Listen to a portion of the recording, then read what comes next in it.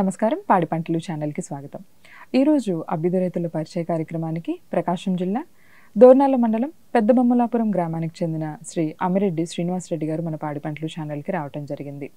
వీరు గత 4 సంవత్సరాలుగా ప్రకృతి వ్యవసాయ విధానంలో మిరప పంటను సాగు చేస్తూ మేలైన యాజమాన్య పద్ధతులు పాటిస్తూ తోటి రైతులకు ఆదర్శంగా నిలుస్తూ ఉన్నారు.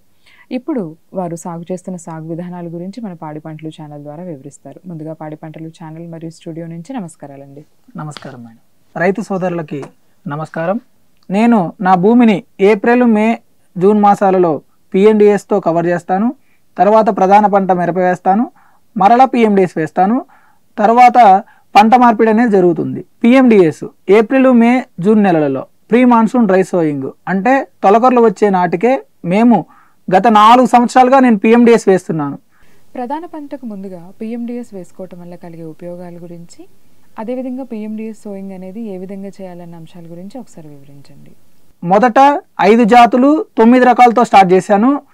నిన్నటి సంవత్సరము నేను 30 రకాలు 5 జాతులు అదేవిధంగా 20 కేజీల మోతాదుతో పిఎండిఎస్ వేశాను. పిఎండిఎస్ వేయటం వలన నా యొక్క భూమికి జీవ వైవిధ్యత ఏర్పడింది. అదేవిధంగా భూమిలో సారం పెరిగింది. భూమి గుల్లబారటం కూడా నేను గమనించాను.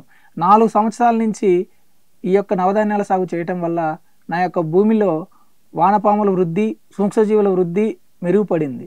అదేవిధంగా భూమి సారవంతంగా తయారయ్యి భూమి పోషక విలువల్ని కలిగి ఉండటం నేను గమనించాను.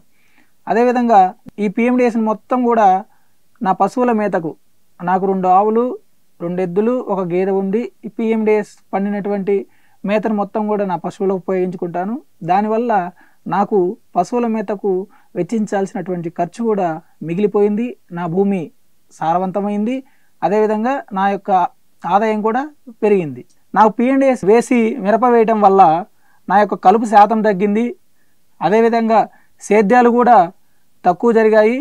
నేను పిఎండిఎస్లో భాగంగా 30 రకాలు 5 జాతులు ఆహార ధాన్యాలు, పప్పు ధాన్యాలు, సుగంధ ద్రవ్యాలు, నూనె గింజలు, అదేవిధంగా ఇవన్నీ నేను 20 కేజీల మోతాదు ఇప్పుడు వేయటం జరిగింది.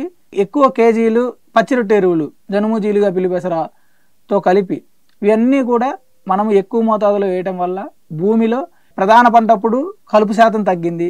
అదేవిధంగా నా భూమికి కావాల్సినటువంటి పోషకాలు అందినాయి. జీవ వైవిధ్యత ఏర్పడింది. భూమిలో గుల్లబారుతనం గమనించాను. నీటిని ఒడిసి పట్టే తనం పిఎండిఎస్ వల్ల నాకు కలిగింది. అది ప్రధాన పంటకు చాలా అవసరంగా ఉపయోగపడింది. అదేవిధంగా నా పశువులకు కూడా పిఎండిఎస్ అనేది ఉపయోగపడింది. ప్రకృతి వ్యవసాయ విధానంలో PMDS pre monsoon dry sowing దాని విధానం గురించి, అదేవిధంగా పిఎండిఎస్ వల్ల కలిగే ఉపయోగాల గురించి పాడి పంటలు ఛానల్ ద్వారా చాలా చక్కగా వివరించినందుకు ధన్యవాదాలండి. ధన్యవాదాలు మేడం.